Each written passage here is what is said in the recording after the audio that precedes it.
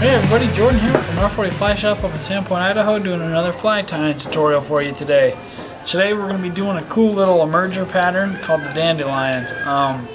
There's a pattern tied by Solitude that is actually called the Dandelion. This is kind of my variant of it.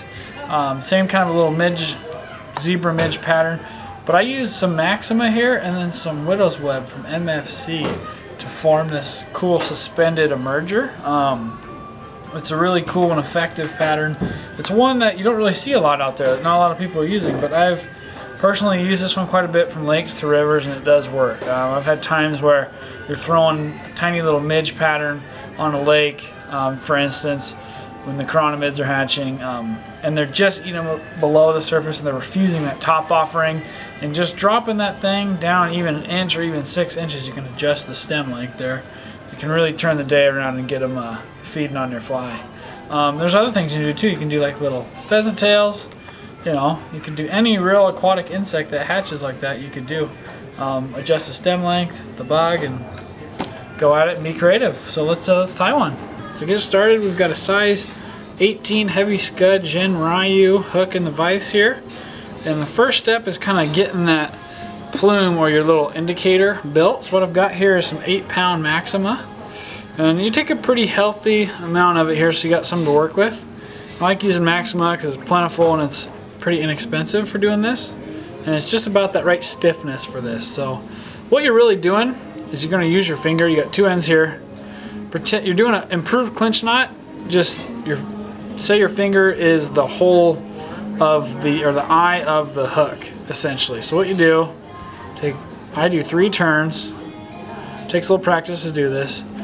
Pass your tag in through the loop just like you would on an improved clinch.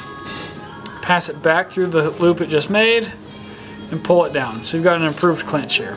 So then what you do, take some widow's web here, a clump of it, and you can adjust the size of your indicator. That's the beauty of fly tying, is you can do what you need to do. So take your clump here and then just pull the knot down. Get it nice and seated up. And there you go. There's your little clump. Then you can, of course, clean it up with the scissors. That's what I do. So, cut the tag end off.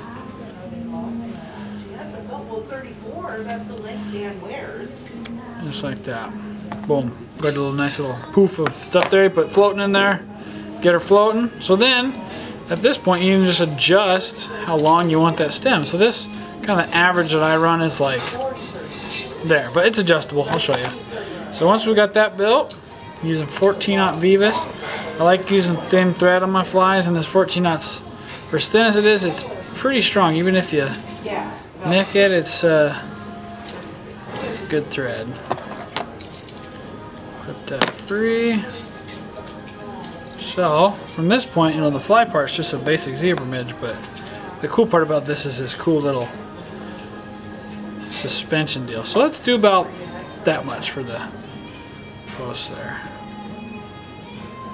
Attach it on the front here, and now the ticket with getting this to look good, with attaching this here and keeping a zebra midge looking good, is I just tie it to the hook point there. Clip it free.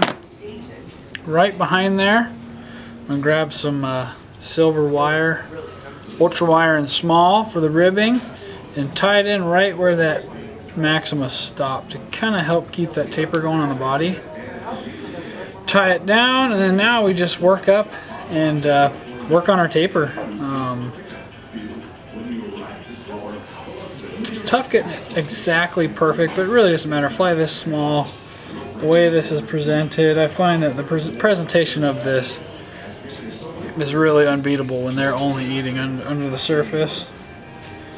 So yeah, we start getting that. That taper's looking pretty good. That's the beauty of this 14-aught, is you can take many thread wraps to really sculpt that shape. So now we got that. Wrap up our wire here. Park your thread where you want to catch the wire.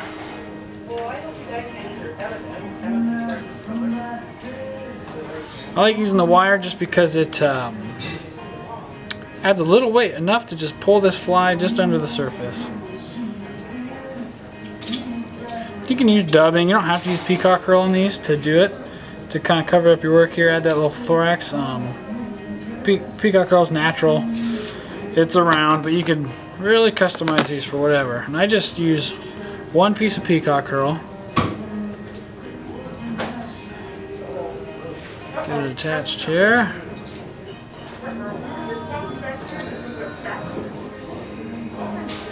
Okay, now we'll wrap this forward.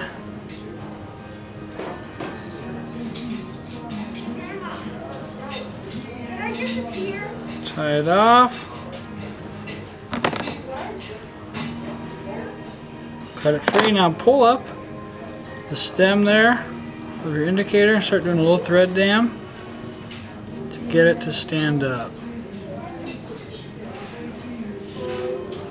Just like that. And I don't do it too much because, as you can see in the intro of the video, I like it to ride kind of hook point up. So now all you really got to do, hold this back, put in a whip finish, and you're done. Simple little fly, minimal materials, but very effective. Yeah, and again, you could do a little pheasant tail in here, hare's ear, you could do caddis emergers, anything that's an emerging insect that you want to get in that film line perfectly to your set depths. It's a good way to do it, guys. If you have any more questions about the materials we use, the techniques, or any questions at all, come please see us in Sandpoint. Visit us online at north40flyshop.com or on our social media pages. We're on Facebook, Instagram, and YouTube at North40Flyshop. Thanks for watching.